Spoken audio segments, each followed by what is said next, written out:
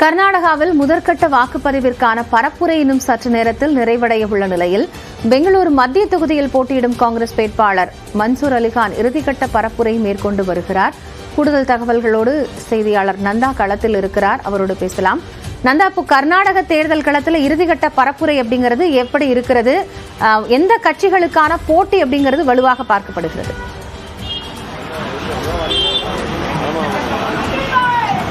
காயத்ரி, எப்போதுமே கர்நாடகாவை பொறுத்தவரை பாஜக வர்சஸ் காங்கிரஸ் இப்படி இரண்டு கட்டமாக போட்டி இருக்கும். தற்போது இன்னும் முதற்கட்டமாக 14 மக்களவை தொகுதிகளுக்கு இங்கு தேர்தல் வெள்ளிக்கிழமை நடைபெற இருக்கிறது. அதற்கான பரப்புரை இன்னும் சற்று நேரத்தில் நிறைவு பெற இருக்கிறது.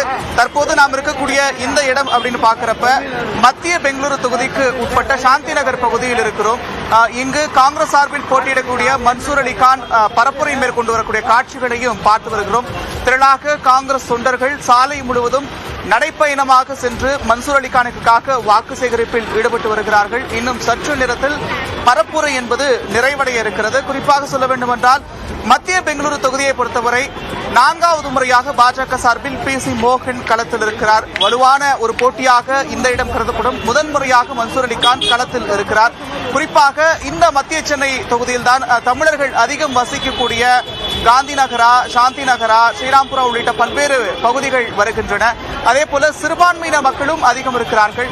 கடந்த ஆண்டு நடைபெற்ற சட்டமன்ற தேர்தலை பொறுத்தவரை காங்கிரசுக்கு மத்திய பெங்களூரு தொகுதியில் மட்டும் 3 அமைச்சர்கள் இருக்கிறார்கள். சிறுபான்மை சட்டமன்ற உறுப்பினர்கள் 3 பேர் இருக்கிறார்கள். இதையெல்லாம் வைத்து பார்க்கும்போது முதல் முறையாக களத்தில் கண்டாலும் கூட PC மோகனுக்கும் மன்சூர் அலிகானுக்கும் கடுமையான போட்டி இருக்கும் என்று எதிர்பார்க்கப்படுகிறது. 2019 போல் அல்லாமல் இந்த முறை எப்படியாவது 28 தொகுதிகளை கைப்பற்றிவிட வேண்டும் என்று ஒருபுறம் காங்கிரசும் அதே முனைப்போடு மற்றொரு புறத்தில் பாஜகவும் மிக தீவிரமாக போட்டியில் ஈடுபட்டிருக்கிறார்கள். 2019க்கு சற்று மாறுபட்டு 50% இரு கட்சிகளும் பிடிப்பதற்கான வாய்ப்புகளும் இருக்கிறது. வரக்கூடிய வெள்ளிக்கிழமை முதற்கட்ட வாக்குப்பதிவு நடைபெற இருக்கக்கூடிய நிலையில் மக்களும் அதற்கு முழுவீச்சில் தயாராகி வருகிறார்கள். காயத்ரி, தொடர்ந்து இங்கு உற்சாகத்துல தொண்டர்கள் இருக்கிறாங்க. அவங்களோட நம்ம பேசலாம். இறுதி கட்டத்தில் இருக்கிறாங்க.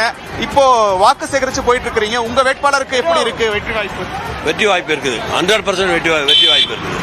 நிச்சயமாக மிகுந்த உற்சாகத்தோடு தொண்டர்கள் வாக்கு சேகரிப்பில் ஈடுபட்டிருக்கிறார்கள். காயத்ரி, நன்றி நந்தா. களம் இப்படி யாருக்கு சாதகமாக அமையப் போகிறது என்பதை பொறுத்திருந்து பார்க்கலாம்.